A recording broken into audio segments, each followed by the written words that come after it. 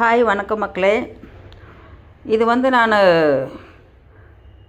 புட்டபர்த்தி சந்தையில் இது யனமலைப்பள்ளி அப்படின்னு சொல்லுவாங்க. இங்கேருந்து ஒரு கிலோமீட்ரு. இந்த சனிக்கிழமை அன்றைக்கி இங்கே காய் எதுவும் வாங்காமல் போயிட்டேன், அதனால் அங்கே போயிருந்தேன். மண் பானைகளாக பாருங்கள், அழகழகாக தீபம் சாமி போட்டு எவ்வளோ பானைக சமையல் பண்ணுற மாதிரி எல்லாம் நிறைய வச்சு விற்றுக்கிட்டு இருந்தாங்க.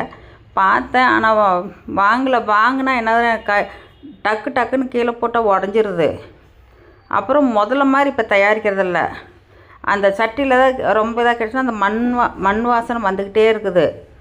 அதனால் பார்த்துட்டு மட்டும் வந்துட்டேன். நல்லா அழகழகாக இருந்துச்சு சந்தைக்கு போனப்போ. நேற்று சாயந்தரம் போய் காய்கறிலாம் வாங்கிக்கிட்டு பாட்டு வந்தேன்.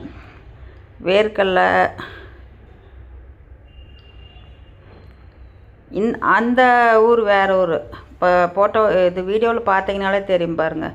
அங்கேயும் நிறையா கூட்டம். அது ஒரு ஊர், யனமலைப்பள்ளி அப்படிம்பாங்க அந்த ஊர்.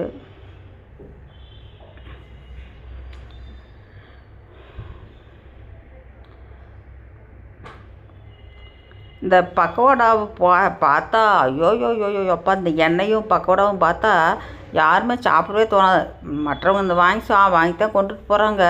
இந்த கடலை புண்ணாக்கு, செக்கில் எண்ணெய் ஆட்டின கடலை புண்ணாக்கு இருக்கும் பாருங்கள், அந்த மாதிரி தான் இருக்குது. அதை பார்த்தது எனக்கெலாம் 10 நாளெலாம் சரிக்காது. வயிற்றுக்குள்ளே அப்படியே உருண்டையாட்டு நின்றுக்கும்.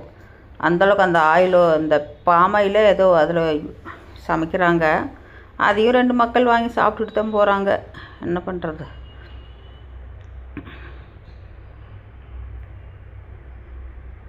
அப்படியே இதுவும் அதே ரோட்டு மேலே தான், அதே மாதிரி ரோடு. நிறையா இங்கே அவ்வளோ தூரத்துக்கு இருக்குமோ அதே மாதிரி அங்கேயும் அவ்வளோ தூரமாக சந்தை போட்டிருப்பாங்க.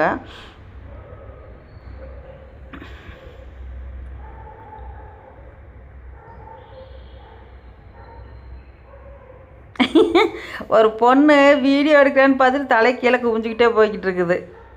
என்ன பண்ணுறது? இந்த லொக்கேஷன் காட்டுறதுக்காக அந்த பக்கம் எடுத்தேன். இதெல்லாம் வேறு ஏரியா. இந்த கார் வாங்கிடலாமா நம்ம? சொல்லுங்கள். ஃப்ளவர்ஸு, ரோஸ் பூ நல்லா இருக்குது.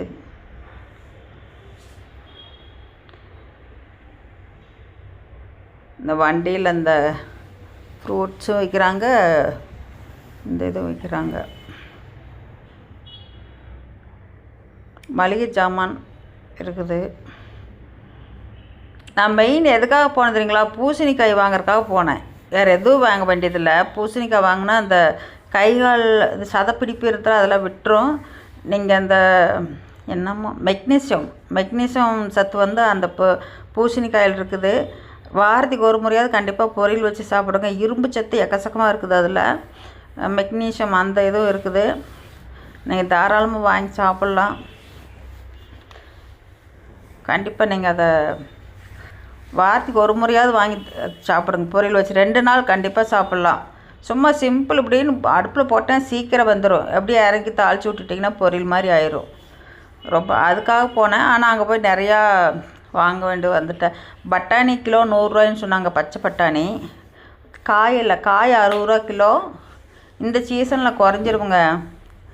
அதனால 60 ரூபா போட்டு மறுபடியும் தொலைச்சிக்கிட்டு முடிச்சுட்டு கிடக்கணும் எதுக்கு அப்படின்னு. இது நல்லா குண்டாக பெருசாக இருந்துச்சு அப்படின்னு அதை 1 கிலோ வாங்கிட்டு வந்தேன். 1 கிலோ வாங்கி வந்து ஃப்ரீசரில் வச்சு விட்டேன். அப்புறம் மற்ற காய்கள்லாம் பீன்ஸ் 1 கிலோ 30 ரூபாய்ங்க.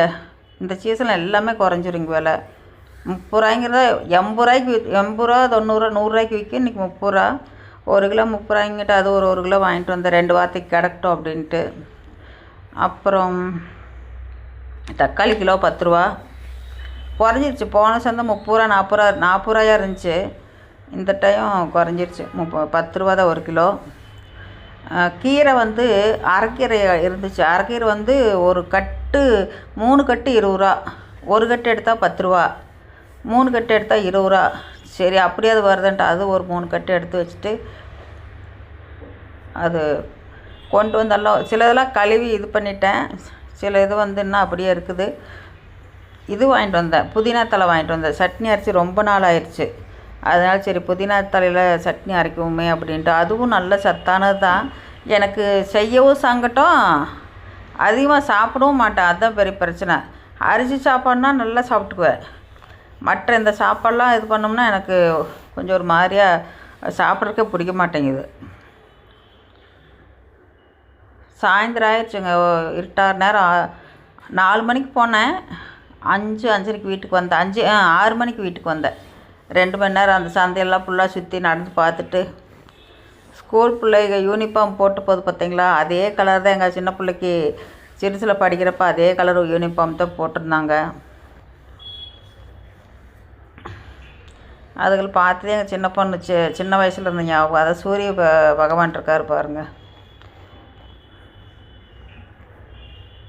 ஆனால் கேமரா நான் வச்சு எடுக்கலாம், நான் நார்மலான கேமரா மட்டும் வச்சு எடுத்துட்டேன். நார்மலாக இருக்கிற மாதிரி கொஞ்சம் அட்ஜஸ்ட்மெண்ட் பண்ணியிருந்தா என்ன வேறு தெரிஞ்சிருக்கும்.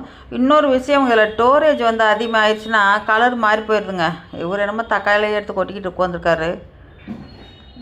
எந்த கடையாக இருந்தாலும் கூட்டம் மாளாத கூட்டம் தான் இருக்குதுங்க. ஒரு சந்தை இந்த நாய்க்குட்டி இது சாப்பாட்டுக்காக ஒன்றும் இல்லைன்னா தொலைக்கிட்டே இருந்துச்சு. அதை நான் என்ன பண்ணேன்னா, தொலைக்கிட்டு இருந்துச்சு கீழே. கேட்டு பசிக்குன்னு என்னமோ பண்ணேன். ஒரு பிஸ்கட் மட்டும் அங்கிட்டதை எடுத்து கொடுத்தேன். எடுத்து கொடுக்கங்காட்டி அது வாங்கி சாப்பிட்டு அப்புறம் அதுக்கு ஒரு 20 ரூபாய்க்கு வாங்கி கொடுத்தேன். அதுக்கப்புறம் கிளம்பி வந்துட்டு ஒரு ஆட்டோவில் வந்துக்கிட்டு இருக்கிறேன்.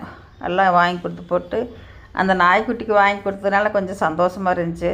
வீடியோ பிடிச்சிருந்தா கமெண்ட் பண்ணுங்கள், லைக் போடுங்க, சப்ஸ்கிரைப் பண்ணி வச்சுக்கோங்க ப்ளீஸ். எனக்காக ஒரு சின்ன ரிக்வெஸ்ட்டு, சப்ஸ்கிரைப் பண்ணிக்கோங்க ப்ளீஸ். எல்லோரும் நல்லா இருக்கணும். நன்றி, வணக்கம், பாய்.